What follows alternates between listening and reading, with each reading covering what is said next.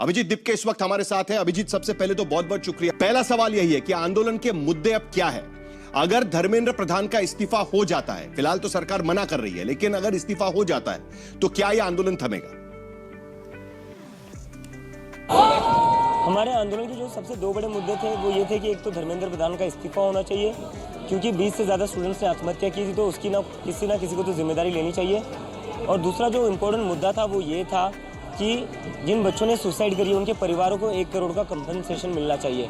उसके साथ 20 जुलाई को जो हुआ, जिस ब्रूटैलिटी के साथ पुलिस ने बच्चों के सर फोड़े, लड़कियों को पीटा है, तो उसके रिगार्डिंग हमने एक और डिमांड ऐड करी है कि जिन बच्चों के साथ ऐसा हुआ है, एक तो उसकी वजह से पुलिस के ऊपर कार्रवाई होनी चाहिए, और साथ में जिन बच्चों के ऊपर झूठे केसेस लगाकर उनको डिटेन या अरेस्ट किया गया था, वो सारे केसेस वापस लिए जाने चाहिए।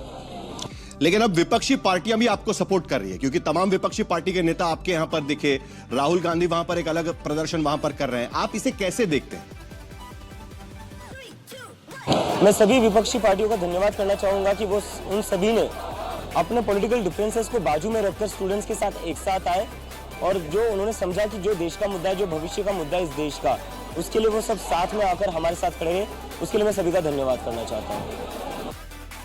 लेकिन सोनम वांगचुक अब जो है, उन्होंने तो अपना अनशन वापस ले लिया है। उन्होंने कहा है कि हालांकि धर्मेंद्र प्रधान के इस्तीफे पर उन्होंने कहा है कि वो मांग उन्होंने पुश नहीं की, लेकिन एक बात उन्होंने कही है कि अगर धर्मेंद्र प्रधान का इस्तीफा नहीं होता है तो सरकार के लिए मुश्किलें बढ़ेगी, लेकिन उन्होंने वो मांग पुश नहीं की है। तो क्या अब आपके रास्ते अलग हो चुके हैं? उस पर आपका क्या कहेंगे आप? इससे मुझे बहुत ही राहत और खुशी मिली है।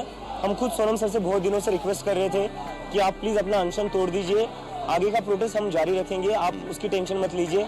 और कल जैसे मुझे पता चला सोनम सर ने अनशन तोड़ दिया, आई वॉज वेरी रिलीव्ड। और बहुत ज़रूरी भी था, क्योंकि सोनम सर की जान जो है वो बहुत ज़्यादा कीमती है इस देश के लिए, इस देश के भविष्य के लिए, इस देश के एजुकेशन सिस्टम के लिए।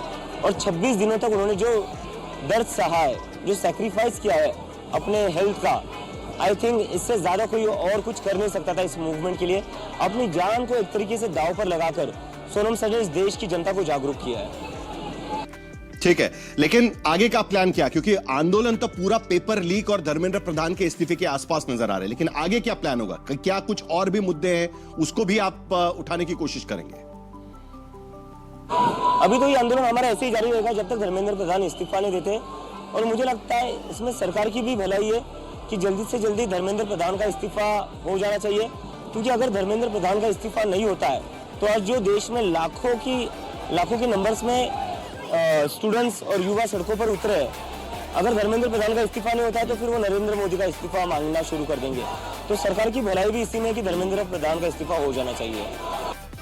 लेकिन 2 राउंड आपकी बातचीत हो चुकी है सरकार के साथ में, आपका प्रतिनिधिमंडल उनसे मिलकर आया हुआ है, आज भी जो बातचीत हुई है, क्या आप उससे संतुष्ट हैं? क्या संतुष्ट हूँ ऐसा तो मैं नहीं कहूँगा, क्योंकि अभी जस्ट डायलॉग शुरू ही हुआ है। मोस्टली उन्होंने कहा कि वो 2 डिमांड्स पर अग्री कर रहे हैं, बट उस पर भी